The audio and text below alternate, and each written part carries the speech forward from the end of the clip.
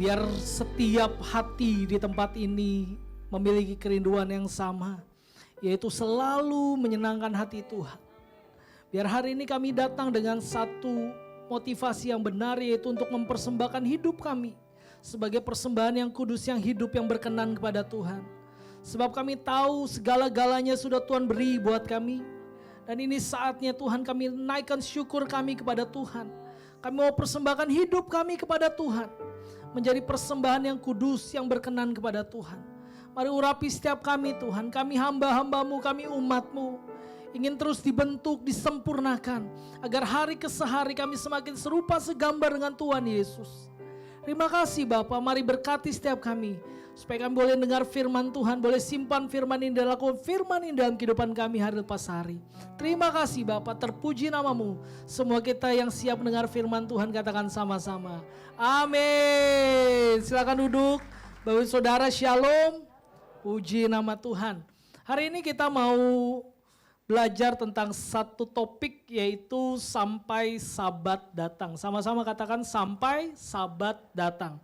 Saudara, ini adalah hasil dari perenungan ya. Khotbah ini hasil dari perenungan karena selama beberapa minggu ini ada beberapa saudara-saudara kita terkasih, ya rekan-rekan pelayanan kita, akhirnya Tuhan panggil pulang karena sudah selesai masa tugasnya di dunia ini, saudara ya.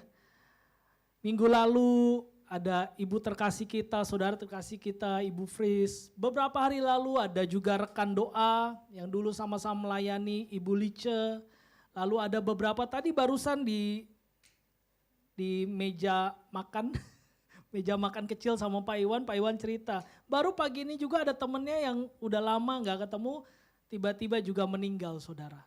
Saudara, jadi memang hidup manusia ini betul seperti kata Mazmur, itu seperti rumput, saudara. Yang pagi dia berkembang, lalu sore jadi layu. Jadi hidup kita ini sangat sementara, saudara. Jika dibandingkan dengan kekekalan nanti kita bersama Tuhan, hidup kita sangat sementara. Nah, yang menjadi pergumulan, yang menjadi pertanyaan besar buat kita hari-hari ini adalah, kalau hidup kita yang sementara ini, yang fana ini, kita harus berbuat apa? Nah, saudara, saya mau ajak kita membaca dari Ibrani pasal 4 ayat 1 sampai 13. Ibrani 4 ayat 1 sampai ayatnya yang ke-13. Saudara sudah ada handoutnya, nanti saudara bisa isi di dalam handout saudara. Kita baca dulu ayat 9 dan ayat 10, saudara. Yuk sama-sama kita baca, 1, 2, 3. Jadi masih tersedia suatu hari perhentian, yaitu Sabat bagi umat Allah. Sebab siapa saja yang telah masuk ke peristirahatannya, ia sendiri telah berhenti dari segala pekerjaannya. Sama seperti Allah berhenti dari pekerjaannya. Saudara, nanti ada satu hari dalam hidup kita yang kita kenal dengan Sabat. Kita tahu semua Sabat adalah hari di mana berhenti. Dulu ketika Allah menciptakan, hari ke-6 manusia diciptakan, maka hari ke-7 dia Sabat. Artinya pekerjaannya selesai. Sabat kedua adalah ketika Tuhan di atas kayu salib berkata sudah selesai. Artinya semua dosa manusia, baik itu masa lalu, masa kini dan masa depan, itu semua sudah ditanggung oleh Tuhan. Tuhan sudah selesai dengan itu semua. Nah, tapi pertanyaannya buat kita manusia, apakah Sabat kita sudah selesai? Bagi Bu Fritz dan bagi Bu Lice sudah selesai. Bagi orang-orang yang sudah dahulu mendahului kita pergi ke rumah Bapa, sudah selesai. Nah, pertanyaannya buat kita yang belum selesai itu harus apain? Karena satu waktu nanti saudara akan kangen dengan masa-masa di bumi. Ya, saudara yang di bumi ini sering nangis karena banyak pergumulan, sering sedih karena ada sakit penyakit. Nanti di surga nggak ada, saudara. Saudara akan bingung, kok saya nggak bisa nangis lagi ya di sorga ya? Nggak ada, saudara. Kok di sorga nggak lagi ngomongin orang ya? Nah, saudara nanti senang loh. Karena kalau di gereja tiap minggu mungkin ada orang yang kalau kita datang itu dia ngomongin kita gitu kan. Nanti di sorga nggak ada, saudara. Mungkin saudara akan nyuruh-nyuruh orang, dong ngomongin saya dong. Nggak ada. Dong sakitin saya dong. Nggak ada, saudara. Di sorga udah nggak ada yang kayak gitu. Nah, pertanyaannya buat kita, sampai nanti kita bersama dengan Bapa di dalam kekekalan, apa yang harus kita lakukan? Itu yang mau kita jawab hari ini, saudara. Supaya setiap kita bukan hanya menghidupi hari-hari kita dengan cara yang biasa. Ya seperti orang yang gak kenal Tuhan, ya udahlah makan, minum, tidur, lalu bekerja, ya gitu-gitu terus. Kalau begitu nanti kekristenan kita menjadi kekristenan yang sangat membosankan, saudara. Sekarang ini lagi happening juga, saudara, orang-orang yang berkata dia Kristen yang membosankan. Iya loh. Banyak orang yang bosan tiap minggu kerja dari Senin sampai Sabtu kerja, Minggu ke gereja. Udah gitu doang, rutinitas doang, saudara. Baca Alkitab, saudara. DBR. Nonton daily devotion, iya, saudara. Ikut home, iya. Tapi kekristenannya begitu terus. Nah pertanyaannya buat kita hari ini, bagaimana supaya kita yang masih hidup di dunia ini, tetapi kita menjalaninya dengan penuh sukacita, saudara. Bukan dengan penuh kebosanan. Ya, jangan sampai jadi orang Kristen yang bosan, saudara. Atau saudara bosan jadi orang Kristen. Nah itu kan, kalau ada orang sama kita ngelihat, aduh kamu kok jadi orang Kristen gitu terus ya. Dari dulu lahir baru kayaknya udah 20 tahun tapi gitu-gitu terus tuh. Kok gak ada perkembangannya, kok bukan naik tapi turun ya. Kok bukan jadi kepala tapi jadi ekor ya. Nah itu yang harus kita jawab hari ini, saudara. Supaya kapanpun nanti sabat kita tiba, saudara, kita siap bertemu Tuhan. Supaya kapanpun sabat kita tiba nanti, Tuhan menyambut kita dan berkata, masuklah hai hambaku yang setia. Kan saudara gak mau seperti yang dikatakan oleh Tuhan kan, aku udah bermujizat demi namamu, aku melakukan segala hal demi namamu. Tapi Tuhan bilang apa? Aku tidak mengenal engkau, pergilah hai pembuat kejahatan. Saudara itu yang harus kita jawab hari ini. Supaya kekristenan kita menjadi kekristenan yang pasti, saudara. Sampai nanti Tuhan jemput kita kembali. Amin. Yuk kita belajar sama-sama, saudara. Apa yang perlu kita lakukan sampai sabat itu datang? Yang pertama, saudara. Saudara perhatikan di Ibrani pasal 4 ayat 11. Mari kita baca sama-sama. 1, 2, 3. Karena itu baiklah kita berusaha untuk masuk ke dalam perhentian itu, supaya jangan seorang pun jatuh karena mengikuti contoh ketidaktaatan yang sama. Saudara garis bawahi, tulis di handout saudara kata berusaha. Baiklah kita berusaha untuk masuk ke dalam perhentian itu. Artinya saudara ada perlu yang namanya usaha. Di sini pakai kata spodazo. Spodazo itu artinya bekerja keras. Katakan bekerja keras. Jadi siapa bilang jadi orang Kristen itu memble. Orang Kristen itu leha-leha. Udahlah yang penting udah selamat. Kenal Yesus selamat. Apalagi sekali selamat tetap selamat. Lalu kita ongkang-ongkang kaki. Kita gak kerjain apa-apa. Kita gak pelayanan. Kita gak baca Alkitab. Siapa bilang, saudara? Saya percaya Tuhan berkata sendiri bahwa setiap orang yang ada di dalam tangan Tuhan tidak akan bisa direbut oleh siapapun. Saya percaya. Sekali selamat tetap selamat, saya percaya. Namun menjadi pertanyaan besar adalah kalau kita orang yang sudah selamat, apakah kita jadi pribadi yang leha-leha? Apakah kita jadi pribadi yang ongkang-ongkang kaki, tidak mengerjakan keselamatan yang sudah Tuhan beri? Itu pertanyaan buat kita. Jangan jadi orang Kristen yang cuma take it for granted, saudara. Udahlah, pokoknya saya udah selamat. Udah, saya nggak gereja, saya nggak pelayanan, saya selamat kok. Hati-hati, saudara. Sebab orang yang sudah selamat justru dia orang yang mau bekerja keras. Berupaya sekuat tenaga.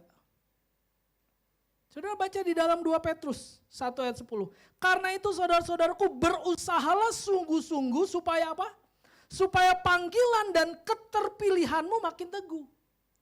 Kenapa banyak orang tanda petik meninggalkan Tuhan di dalam pengiringannya bersama Tuhan. Capek melayani Tuhan. Aduh, udah butuh healing nih sekarang, ya kan? Sekarang baru-baru ini juga lagi saudara, lagi ngetren di kalangan hamba-hamba Tuhan, saudara. Ya, ada istilah sabatikal, Pokoknya saya mau istirahat dulu Pak, setahun 2 tahun saya nggak mau ambil pelayanan apa-apa. Pokoknya saya mau sabat dulu. Saudara, sabatikal itu bukan alkitabiah. Saudara cek di dalam Alkitab tidak pernah ada kata sabatikal yang artinya adalah berhenti dulu untuk melayani Tuhan, cari tenaga dulu, himpun tenaga dulu, baru nanti melayani lagi. Enggak ada, saudara. Enggak ada, saudara. Yesus pernah satu kali ketika dalam pelayanannya di bumi ini, saudara, dia mendapati orang yang dikasihi namanya Yohanes Pembaptis mati dipenggal kepalanya. Lalu dikatakan oleh firman Tuhan, dia mau pergi ke seberang, mengasingkan diri. Tapi ketika sampai di seberang, apa yang terjadi saudara? Sudah banyak orang menanti pengajarannya. Apakah Yesus berkata, sorry saya lagi sabatikal. Saya lagi sedih karena Yohanes Pembaptis mati. Apa itu yang Yesus lakukan? Enggak saudara. Justru Yesus melayani sampai kita tahu ada mujizat 5 roti dan 2 ikan. Saudara, tidak perlu cari istilah-istilah yang sepertinya rohani dalam hidup kita. Yang menurut kita kayaknya rohani, padahal intinya kita cuma pengen istirahat. Saudara, saya ini, ya mungkin sebagian ada yang kenal saya bilang sama jemaat, pokoknya saya itu bisa dihubungi 24 jam.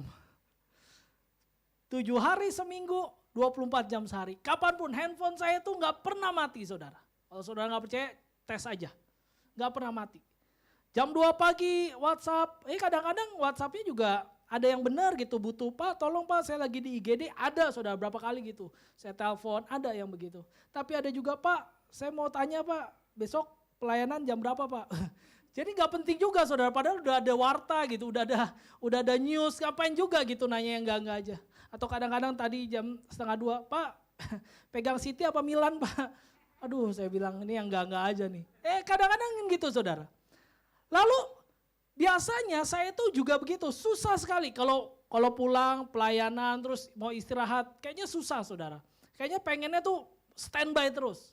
Sampai kadang-kadang saya merenung gitu, gimana caranya nih biar saya istirahat. Karena kadang-kadang kalau saya mau istirahat susah saudara. Pikiran saya tuh udah kemana-mana gitu. Oh nanti kalau ada jemaat gini, kalau ada orang begini gitu. Udah berpikir gitu. Sampai hari Jumat lalu pulang dari pelayanan ada kedukaan itu yang tadi saya bilang bulice itu. Lalu pulang sampai rumah 11:30, tiba-tiba perut saya udah gak enak saudara. Wah ternyata diare. Wah diare Bapak Ibu. Wah sampai saya bilangin, oh berarti ini nih waktunya saya buat sabat nih. Jadi akhirnya selama dari Jumat, Sabtu sampai tadi itu saudara, itu waktu tidur saya enak banget. Karena badan lemes kan, kalau saudara diare itu pasti badan lemes kan. Wow keluar buang-buang air ruang, keluar buang-buang air, ke kamar mandi buang-buang air gitu kan. Terus minum obat, ya puji Tuhan udah lebih baik saudara. Saudara jangan khawatir ya, udah lebih baik kok, jangan khawatir. Udah lebih baik saudara, udah lebih baik. Tapi saya belajar ternyata kadang-kadang kita nggak perlu membuat sendiri, meng-create sendiri waktu sabat kita. Nggak perlu saudara. Kalau Tuhan suruh, Tuhan tahu, Boas kamu nih udah terlalu capek nih. Aku harus bikin kamu buat istirahat. Kadang-kadang Tuhan titipkan saudara. Ya tapi diare itu kan nggak membawa kematian saudara. Ya kan namanya diare gitu. Saya justru waktu diare jadi bikin lagu, ya saudara, bikin 1-2 lagu saudara, lalu renungi firman Tuhan lagi. Sampai saya juga begini, apakah ini udah waktunya sabat saya ya? Tapi gak lucu dong, masa seorang pengkhotbah dipanggil Tuhan gara-gara diare, saya pikir kurang keren lah, udah gak menarik lah gitu. Jadi saya bilang, oh enggak, saya akan tetap melayani Tuhan. Ya puji Tuhan. Jadi saya mau bilang gini Bapak Ibu, kita gak perlu bikin sendiri waktu sabat buat kita. Bilang aja kalau kita lagi capek, ya tinggal bilang ke koordinator ya kan. Tinggal bilang ke gembala, bilang Pak saya boleh gak Pak minta waktu istirahat Pak. 1 hari 2 hari deh. Udah jangan bilang saya lagi sabatikal, Tuhan kayaknya nyuruh saya. Gak usah saudara. Sebab apa kata Tuhan? Kita harus berusaha sungguh-sungguh. Supaya apa? Keterpilihanmu makin teguh. Sebab jikalau kamu melakukannya, kamu tidak akan pernah tersandung. Bapak Ibu, banyak orang jatuh bukan karena ada orang yang nyandung. Tapi karena kesandung sendiri. Yang ngerti bilang heeh. Ya kan apalagi nyalain setan.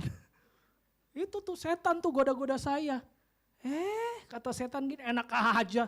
Kamu mah tipe kamu mah gak digoda juga jatuh. Ya saudara, jangan nyalain siapa-siapa, nyalain setan. Setan udah dikalahin di kayu salib. Kita kadang-kadang suka aja nyari-nyari sendiri. Mana yang licin ya? Udah Tuhan kasih jalan yang benar, yang lurus, kita cari jalan-jalan yang bengkok Pak. Mana yang bengkok ya? Coba kan siapa tahu saya kuat nih, jatuh. Udah jatuh nyalain orang. Ini yang Tuhan bilang, supaya kamu berusaha jaga dirimu. Jangan kamu tersandung. 2 Petrus 3 ayat 14 saudara baca. Sebab itu saudara-saudaraku yang terkasih sambil menantikan semuanya ini. Menantikan apa tadi? Menantikan sabat nanti itu. Katakan apa? Kamu harus berusaha supaya kamu didapatinya tidak bercacat dan tidak bernoda di hadapannya dalam perdamaian dengan Dia. Amin. Jangan sampai ketahuan cacat Bapak Ibu. Jangan ketahuan bernoda. Bernoda bercacat itu bicara tentang apa sih? Bicara tentang yang harusnya Tuhan lakukan dalam hidup kita tidak tergenapi. Yang harusnya Tuhan bisa angkat kita jadi kepala bukan ekor. Naik dan tidak turun. Yang harusnya kita bisa jadi saksi buat banyak orang. Tapi karena kedegilan hati, karena kemalasan kita, tidak terjadi semuanya. Saudara, setiap kita yang ada di tempat ini, Tuhan punya rencana yang indah. Nah masalahnya Tuhan itu bukan Tuhan yang suka mendikte kita. Tuhan yang suka diktator sama kita, bukan. Dia bukan Tuhan yang suka maksa kita jadi robot. Kamu harus A, B, C, D, E, enggak. Kadang-kadang buktinya Tuhan mau A, kita bisa bikin B, bisa bikin C, bisa bikin Z, bisa. Karena Tuhan gak jadikan kita seperti robot. Akhirnya yang membuat kita jauh dari rencana Tuhan, jauh dari rancangan Tuhan, itu diri kita sendiri. Saudara tahu ya, orang Israel dari Mesir ke tanah Kanaan itu cuma makan waktu 40 hari paling lama. 40 hari paling lama. Karena kedegilan hatinya jadi berapa tahun? 40 tahun Pak. Apakah Tuhan yang bikin 40 tahun itu? Bukan. Yang bikin 40 tahun itu orang Israel sendiri. Saya percaya Bapak Ibu, kalau kita sama Tuhan dengar-dengaran, ikut sama yang Tuhan mau, taat dengan proses Tuhan, pasti rencana yang indah itu digenapi dalam hidup kita. Gak perlu diputar-putar dulu. Gak perlu saudara. Jadi dikatakan apa di sini? Usahakanlah supaya kamu didapatinya tidak bercacat, tidak bernoda. Tuhan bilang kan, satu waktu nanti mempelai wanita yaitu kita akan berjumpa dengan mempelai laki-laki yaitu Kristus. Saudara, kalau yang saudara udah nikah ya, pasti ingat kan, waktu mau menikah gitu kan, waktu mau pemberkatan, waktu mau resepsi, pasti pengen pasangan kita the best, bener gak? Yang pria pasti pengen pasangan yang wanitanya, make upnya bagus, bajunya terbaik, putih bersih, gak ada noda. Pasti ya? Pasti. Tuhan juga mau yang sama kita. Dia sudah mati di kayu salib supaya noda-noda kita, cacat-cacat kita itu sudah hilang. Tapi Bapak Ibu seringkali kita yang tempel sendiri nodanya. Ibaratnya apa? Kita gak hati-hati minum teh, tumpah tehnya kena baju. Kita gak sengaja tadi tersandung, jatuh, lecet kakinya. Itu kan cacat, itu kan noda. Tapi noda dan cacat yang kita buat sendiri. Makanya hari ini Tuhan ingatkan, berusaha sungguh-sungguh. Satu lagi saudara, 2 Timotius 2 ayat 15. Usahakanlah supaya engkau layak di hadapan Allah sebagai seorang pekerja yang tidak usah malu. Nah, seringkali kenapa kita undur dari pelayanan Tuhan, undur dari pekerjaan Tuhan, karena kita seringkali malu. Pak, saya malu Pak, saya kayaknya gak ada perkembangannya Pak, pelayanan kayaknya gitu-gitu doang Pak. Padahal Bapak Ibu Saudara, siapa sih yang menilai pelayanan kita? Tuhan Pak. Kalau Tuhan sudah memilih saudara dan saya, Tuhan tahu gak saudara dan saya sanggup? Tahu. Emang dia asal milih? Enggak, dia tidak pernah asal memilih saudara dan saya. Kalau dia memilih kita, dia tahu kita sanggup. Jadi usahakanlah supaya apa? Engkau layak di hadapan Allah sebagai seorang pekerja yang tidak usah malu, yang secara tepat menjelaskan perkataan kebenaran itu. Tepat. Jangan ditambah-tambahin, jangan dikurang-kurangin. Sering gak saudara gini? Semalam Tuhan ngomong sama saya, hati-hati loh. Kapan Tuhan ngomong ke dia? Baca Alkitab gak pernah, berdoa gak pernah. Saudara lihat ya, kalau ada orang-orang yang tanda petik sepertinya rohani, tapi kita tahu dia gak pernah baca Alkitab, gak pernah ikut home.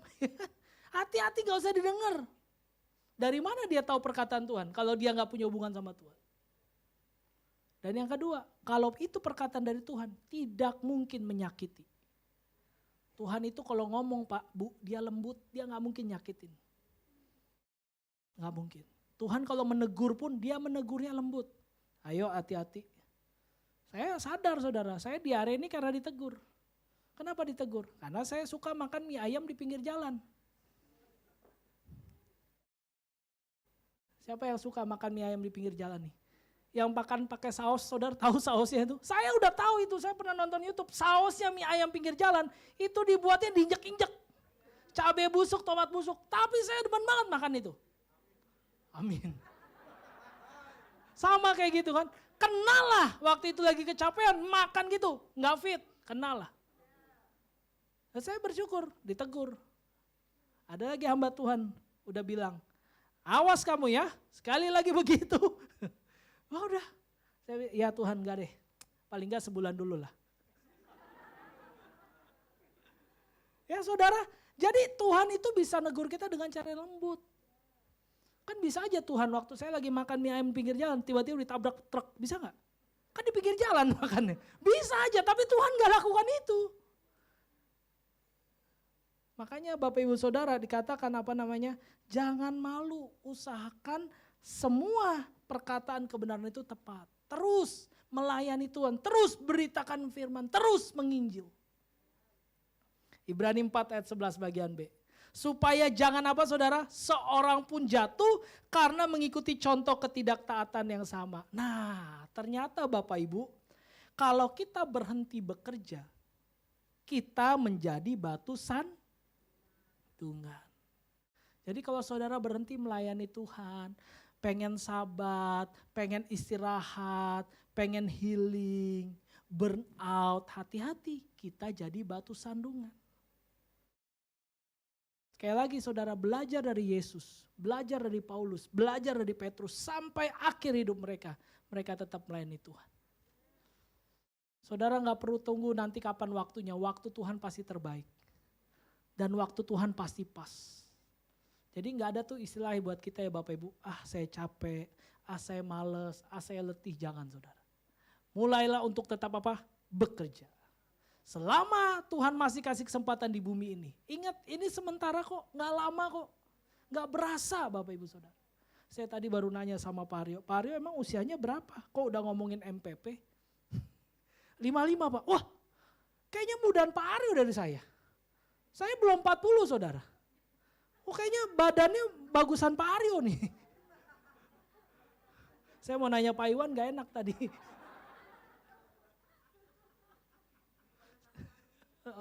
Banyakan makan mie ya.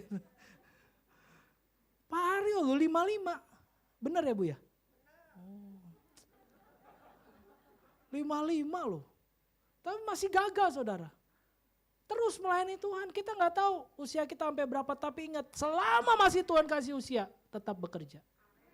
Yang kedua saudara, Ibrani 4, 12 dan 13. Sebab firman Allah hidup dan kuat dan lebih tajam daripada pedang bermata dua manapun. Ia menusuk amat dalam sampai memisahkan jiwa dan roh, sendi-sendi dan sumsum. Ia sanggup membedakan pertimbangan dan pikiran hati kita.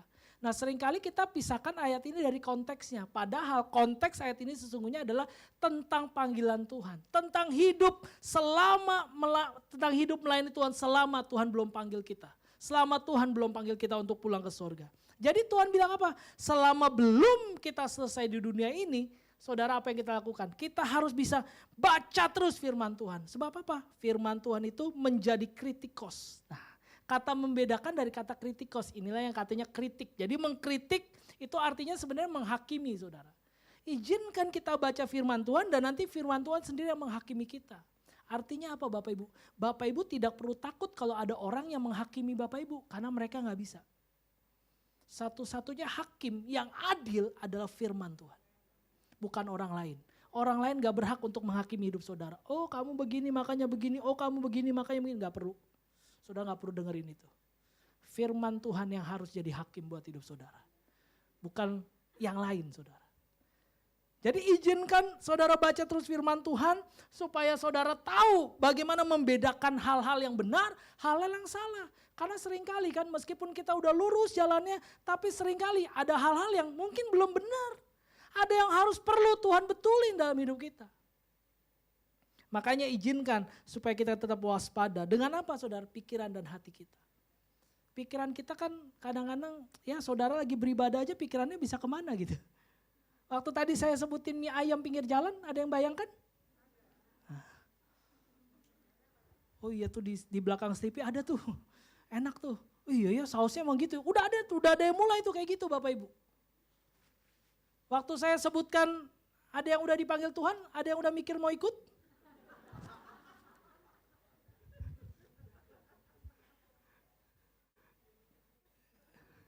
Saudara, balik lagi.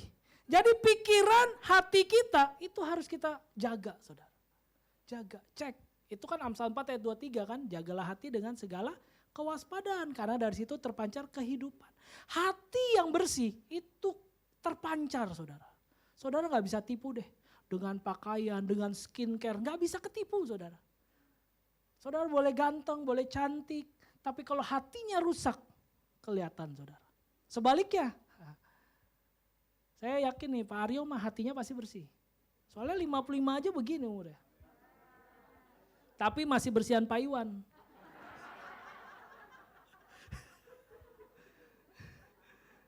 Karena Pak Iwan juga 56 masih gini nih.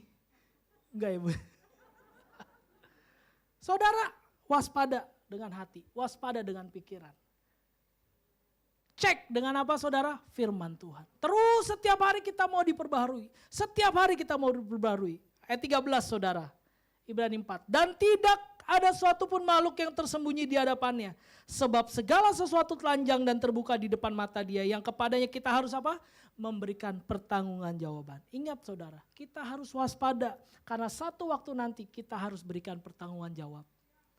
Iya saudara, kita jadi pengajar, ya jadi hamba-hamba Tuhan sebagai apapun kita hari ini. Sebagai suami di dalam rumah tangga, sebagai istri, sebagai anak, orang tua, menantu, mertua. Kita harus waspada, jaga benar-benar apa yang semestinya. Apa yang sesuai dengan firman Tuhan. Karena satu waktu nanti Tuhan tanya apa yang sudah kamu lakukan. Makanya saudara mulailah untuk berpikir bukan hanya untuk happy-nya doang. Tapi after itu apa saudara? Ya, apa after itu? Apa setelah itu? Saya harus kasih tanggung jawab. Sudahkah kita jadi suami yang baik? Sudahkah kita jadi istri yang baik? Sudahkah kita jadi anak-anak yang baik? Orang tua yang baik? Sudahkah jadi hamba Tuhan yang baik? Setiap hari kita harus tanyakan itu. Cek dengan firman Tuhan. Kalau ada yang belum, minta ampun sama Tuhan. Jangan mundur saudara. Oh saya gak cocok jadi suami yang baik. Udahlah. Jangan begitu saudara. Saya konseling sama orang-orang kadang-kadang gitu. Pak saya udah gak cocok pak jadi suami yang baik. Terus maksudnya ya udah pak. Saya bilang enak aja. Itu macam alasan tuh. Pak saya jadi istri yang gak baik pak. Ya terus maunya gimana bu? Ya udah pak gak usah jadi istri lagi. Ih. Yang lebih parah ada pak dia udah suami yang gak baik pak. Makanya saya mau ganti pak. Bahaya saudara. Ingat kita harus waspada. Galatia 6 ayat 4 dan 5. Baiklah tiap-tiap orang menguji pekerjaannya sendiri. Baru ia boleh bermegah melihat apa? Keadaannya sendiri. Uji sendiri, bermegah lihat keadaan sendiri. Jangan sering yang nguji orang lain. Halo? Oh tuh pelayanan yang gak benar tuh. Apaan tuh? Oh tuh orang yang begitu tuh. Oh nguji orang. Tapi dia gak nguji diri sendiri. Setiap hari kita harus uji diri kita. Sadar benar-benar siapa kita di hadapan Tuhan. Supaya apa? Supaya kita bisa bermegah melihat keadaan sendiri. Dan bukan melihat keadaan orang lain. Sebab tiap-tiap orang akan memikul apa? Tanggungannya sendiri. Pak, Bu, ke sorga nanti enggak bawa orang. Sendiri-sendiri Pak. Suami istri pun sendiri-sendiri. Orang tua anak pun sendiri-sendiri. Oh saya MCC Sleepy, masuk surganya sama-sama. Enggak saudara. Sendiri-sendiri. Jadi apa? Yang kedua tetap waspada. Saya simpulkan saudara, silakan pemain musik. Yang perlu kita lakukan sampai sahabat datang apa? Yang pertama tetap bekerja. Ayo sampai nanti waktunya tiba, mari tetap bekerja. Bagian apa yang sudah Tuhan percayakan dalam hidup kita, lakukan terus saudara. Jangan kendor. Kalau orang bilang jangan kasih kendor saudara. lakukan terus. Dan yang kedua apa saudara? Sambil kita melakukannya tetap waspada. Cek pakai firman Tuhan. Jangan jadikan orang lain hakim dalam hidupmu. Biarkan firman Tuhan yang jadi hakim dalam hidupmu. Amin saudara? Saudara mau? Supaya nanti satu waktu Tuhan panggil kita pulang ke rumah Bapa di sorga. Kita didapati apa? Sebagai hamba yang setia.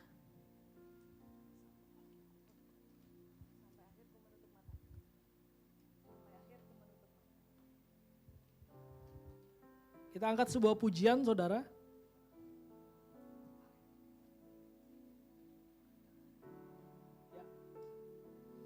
Mari kita berdiri sama-sama Bapak Ibu Saudara. Kita mau renungi firman Tuhan.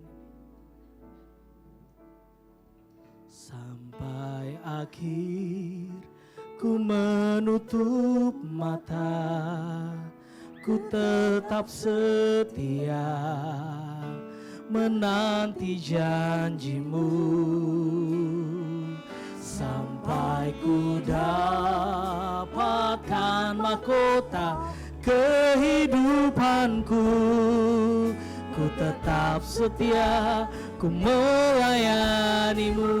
Katakan sampai akhir, sampai akhir ku menutup mata, ku tetap setia menanti janjimu, sampai ku dapatkan mahkota kehidupanku. Ku tetap setia, ku mulai. Mari sekali lagi sama-sama katakan sampai akhir ku menutup mata. Tuhan, menanti janjimu. Biar kau dapati kami tetap bekerja, biar kau dapati kami tetap waspada. Kehidupanku, ku tetap setia, ku melayan, ku tetap setia, ku tetap setia, ku melayanimu.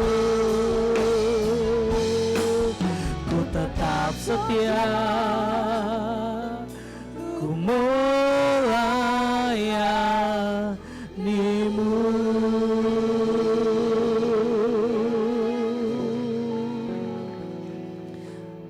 Mari masing-masing kita kembali renungi firman Tuhan yang baru kita dengar. Sampai Sabat nanti tiba, sampai Tuhan menjemput kita di dalam kemuliaan yang permai. Sampai kita menikmati kekekalan bersama Dia di sorga yang bakal. Biar hari-hari ini Tuhan mendapati kita tetap menjadi pribadi yang terus bekerja, terus melayani Tuhan. Tidak mundur, tidak capek, tidak lelah. Biar kita terus berusaha.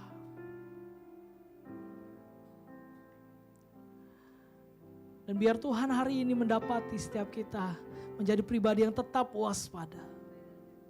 Selalu mencek diri kita sendiri. Selalu melihat diri kita sendiri. Mari terus izinkan firman Tuhan itu mengkoreksi kita.